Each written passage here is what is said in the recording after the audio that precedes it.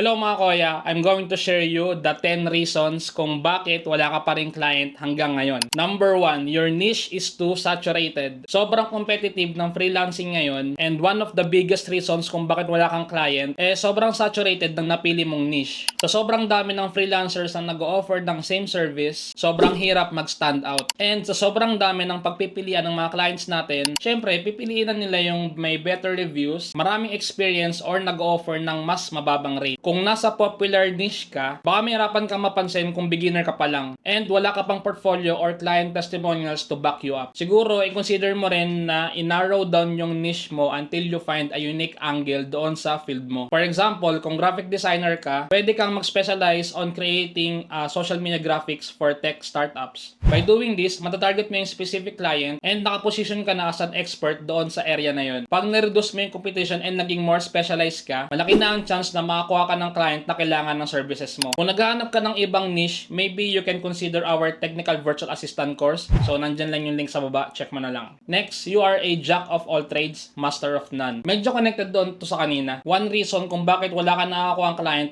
sobrang dami mong alam. Kung akala mo nakaka-attack ng maraming clients yung sobrang daming alam, sadly hindi. Ang hinahanap talaga ng mga client is yung freelancer na kayang mag-deliver ng high quality work doon lang sa specific area. Kapag in-spread mo yung sarili mo on different niches, ang magiging dating niyan is hindi ka committed or experienced doon sa isang area lang. And red flag yan for your potential clients. I suggest mag-focus ka lang sa isang niche. Then magpaka-expert ka and maging professional ka doon. Hindi lang to nakaka-attract ng clients. Pwede rin to makatulong sa pag-refine ng skills mo and pag-build ng portfolio that clearly demonstrates your abilities. Pag nag-focus ka, magiging consistent yung work mo, tataas ang rates mo, and magkakaroon ka ng strong client relationships. Dahil may kita nila na may authority ka na on your chosen niche. Next, sending proposals without thinking. Isa sa mga common mistakes ng freelancers ay yung bara-barang pag-send ng proposals nang hindi pinag-iisipan. No? Kapag nag-submit ka ng proposal, make sure na para lang sa job posting yung proposal mo na yon. Kung nung sasubmit ka ng same proposal sa lahat ng ina-applyan mo, hindi mo mapopoint out kung paano mo masosolve ang problema ng client. A well-written proposal shows that you understand the client needs and how you can deliver exactly kung ano yung kailangan niya. Make sure na ma-highlight mo rin yung relevant experience mo and i-showcase mo yung mga previous work mo. This extra effort can set you apart from other freelancers na nag-send ng proposals basta-basta and mas lalaki yung chance mo na ma-hire ka.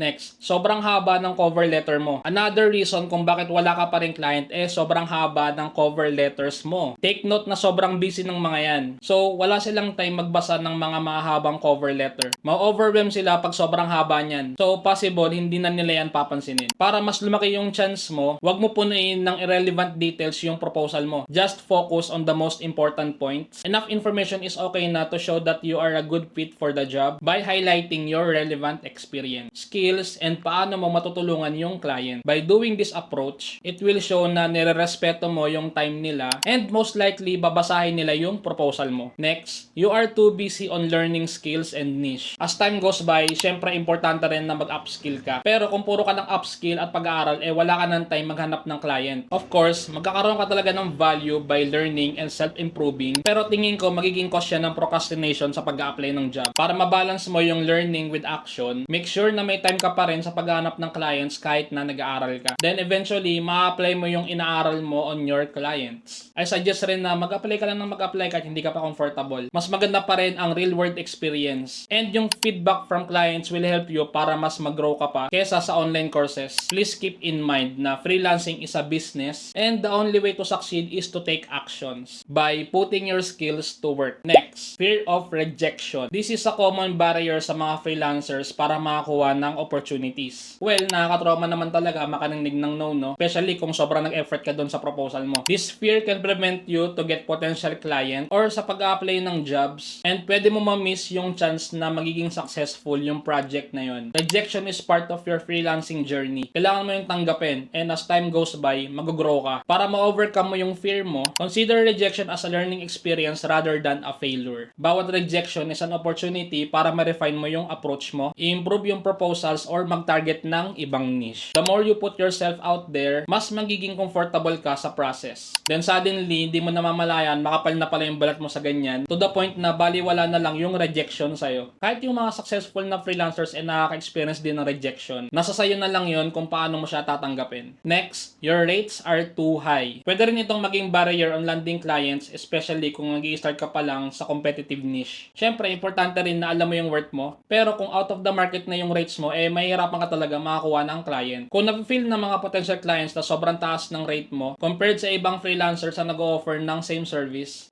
possible na mapunta sa kanila yung offer. Bago ka magbigay ng presyo, i-search mo muna kung magkano yung average rates sa niche mo. Then, saka ka mag-adjust ng rate. I think mas okay mag-offer muna ng mababang rates or mag-offer ng discount. And kapag nag-gain ka na ng reputation and experience, then that's the time na pwede ka nang mag-increase ng rates. Mas okay mag-start sa lower rates and increase mo na lang as time goes by kesa may ma-miss out kang mga opportunities dahil sa sobrang taas ng pricing mo. Next, unable to meet client expectation. One of the most common reasons kung bakit hindi nakakuha ng repeating clients sa ibang freelancers is hindi nila na-meet yung expectation ng client. Pwedeng mangyari to kung si freelancer is nag-overpromise ng deliverables, hindi na-estimate ng tama yung project completion, or hindi niya talaga naintindihan yung kailangan ng client. If hindi mo na-meet ang expectations, madi-disappoint si client and magkakaroon ka ng negative reviews. Siyempre, ayaw natin nun. And malaki ang magiging impact nito sa reputation mo as a freelancer. To avoid this, make sure na malinaw ang usapan nyo ni client. Magtanong ka, i-clarify mo yung kailangan niya, and ensure na you understand everything bago ka mag-commit. Mas okay na mag-under-promise at over-deliver kesa kabaligtaran. Ang pagsaset ng realistic timeline and pagiging transparent sa capabilities mo sa client will help you to build trust and possible na babalik-balikan ka to get your services again. Next, lack of resources. Walang laptop, walang internet,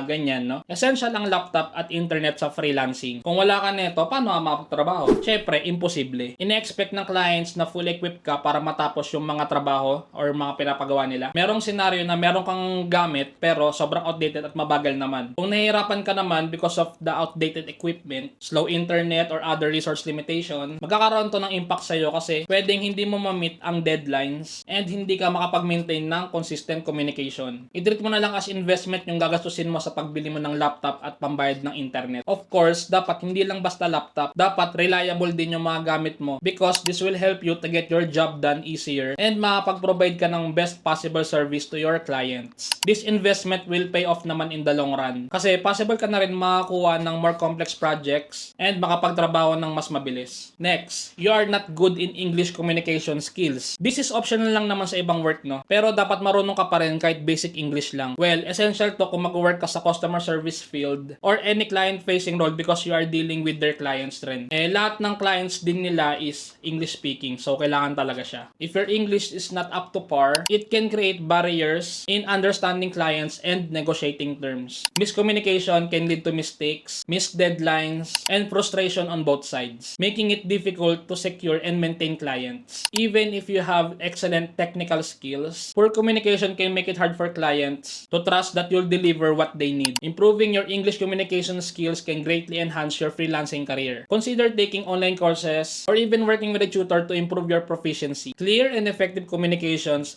helps build trust with clients, ensures you understand their needs, and enables you to articulate your ideas. By investing in your language skills, you'll not only open up more opportunities, but also increase your chances of retaining clients in the long term. And that's it for this video. Kung nakatulong sa'yo yung video na to, like and subscribe ka naman. Thanks for watching and see you on the next video.